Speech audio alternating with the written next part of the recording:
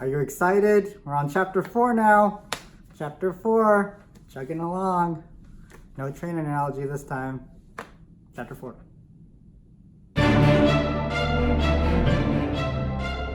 Welcome to the channel where we talk about psychiatry and religion with a focus on how to apply it to your life. Have you been following us here? We've been talking about Freud's The Future of an Illusion, the kind of beginning works that caused the divide between psychiatry and religion.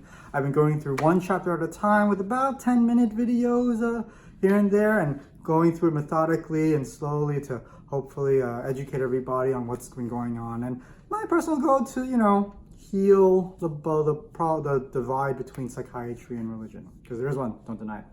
So today we'll talk about chapter 4. In chapter 4, Freud kind of takes a little bit of a break and he talks about 3 objections that he imagines people against his ideas would go about talking about.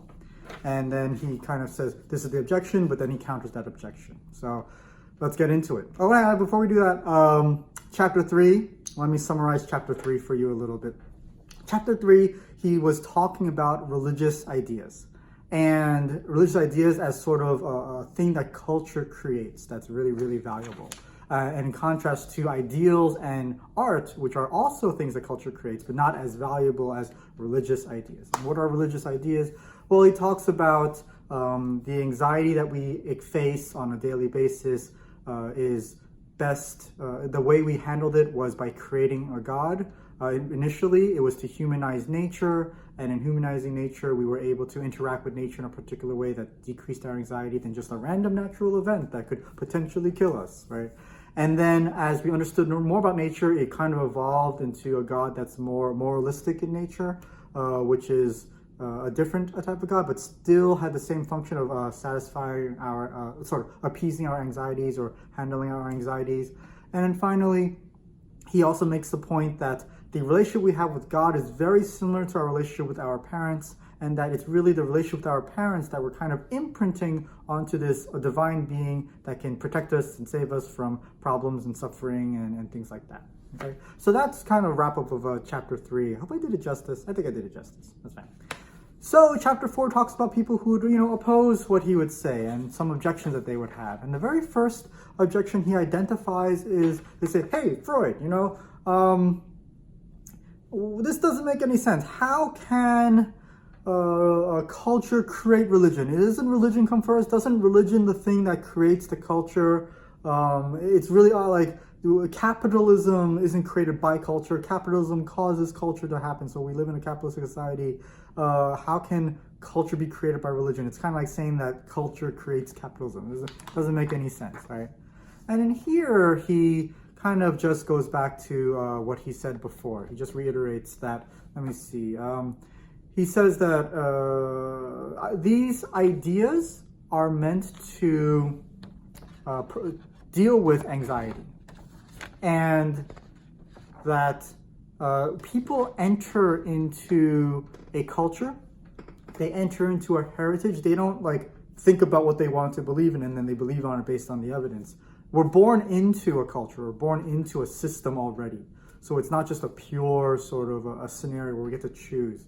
And then he says that it might feel strange that to say that culture creates religion as opposed to religion creates culture, because often at times religious ideas are given as fundamental principles that have existed since the span of time. So it's not possible for culture to create religion. And he counters that by saying that oftentimes when religious principles are touted as eternal or fundamental, that they've actually haven't really been that way, that we've actually changed our views on what is right and wrong throughout time, and we've actually, often at times, religion doesn't even take into account the historical changes that have happened. Think about people's interpretations of slavery in the past, or people's interpretation about LGBT rights and things like that. That's changing right now, and even things about sex, right? That's been changing over time as well. So he says that he believes because of this, culture came first and then influences and creates these religious ideas. That was his counter to the first objection.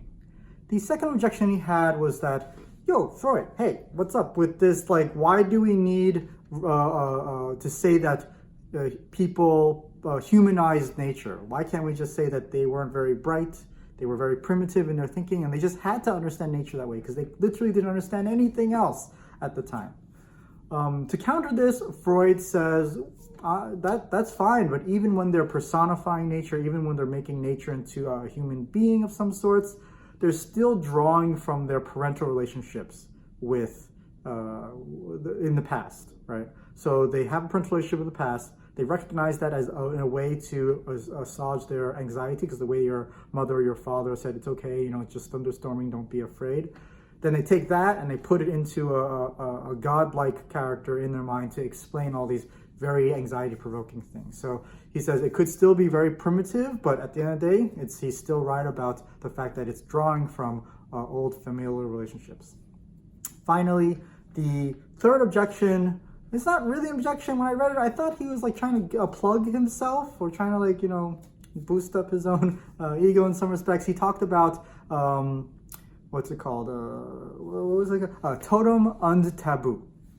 And that's a previous work that he wrote. He wrote this, The Future of an Illusion in 1927. He wrote Totem and Taboo in 1913. In that work, he kind of went deeper into the relationship between a parent and a child and how it mimics that of the relationship between God and a person. And so he goes really into depth about that parental relationship and how they're kind of very similar and how they're like drawing from each other.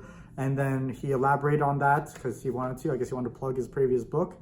And then he says that the role of this book, The Future of an Illusion, is to discuss the creation of religious ideas, whereas Totem and Taboo was to, I'm pronouncing that right? If I'm not, let me know. The purpose of Totem and Taboo was to discuss that psychodynamic relationship of the father and the son, or the child, and God and us. So that's what he's talking about. So what's the big takeaway for today? Since we're kind of in a little bit of a intermission of this 10-part series, right? I kind of did a little bit of research to kind of understand Freud a little bit more, since I figured I'd have a little bit of space in this video to do that. Freud wrote Totem and Taboo in 1913, and then he wrote The Future of an Illusion in 1927. During that time, there was World War I. I think 1914, World War I started and ended in 1918. And then World War II started in 1939. So during this time, between World War I and World War II, that's when he's writing these books. I believe Nazi Germany, Nazi party took over Germany in 1933. And Freud was in that sort of big mess of a situation. I can't help but feel that Freud was significantly influenced by that experience, by world wars happening. And I can't help but feel that when he's talking about culture, because notice we're talking about culture here, creating religious ideas, as opposed to religion just being a pursuit of an understanding of a higher being. He's looking at religion as connected to culture, that he really is talking about that culture which can be so not great, Nazi party not being the greatest party you ever really want to join.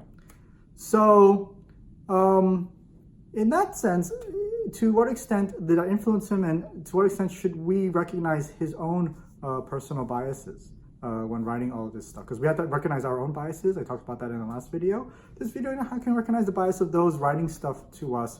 To what extent was it all influenced with that? I'm not saying he's wrong or that we should throw out it because he's biased or anything. I'm just saying that we live our lives, we have our experiences, and in those experiences we're going to write stuff and we're going to have to interpret the world in a particular way. And the way he's interpreting the world has to be heavily influenced by World War I and II and all the stuff that happened. So just something to think about. And it might be very helpful for me to do a little bit of a biography of Freud to understand him more for the channel. Needless to say, though, Freud did make a very, strong contribution to the mental health field. A lot of psychodynamic understanding of it does kind of start from him. He himself, people criticize that when he was doing his work on psychoanalysis, a lot of his patients weren't really a simple random sample of a whole population. It was really just largely, I believe it was females who had anxiety and had money, right? And so he developed his understanding of people based on this small subset of people and then expanded to everybody But as we look to whether it applies to everybody equally, not as much, I don't believe. But still, the way he went about it, the way he understood, psychoanalysis really changed and shaped the way we understand mental health today. So still, Freud was very, very, very influential in our time. And so the big takeaway for today, again, just recognize, when people are talking to you, what are their experiences that led to their interpretation of their observations? And, let me know how you like the series so far. What areas would you like me to expand on if you'd like me to do that? Are you enjoying it? Okay, let me know in the comments below. Do like and subscribe, hit the notification button, and I'll see you next time. Bye. If Freud were alive today, I wonder, what Pokemon he would identify with. I'm just curious. Maybe it's Psyduck or something. That's a little too easy. I think he would like another one. I don't know. I don't know well enough. But if you have an idea, if you know Freud really well, do let me know in the comments below. All right, I'll see you next time. Bye.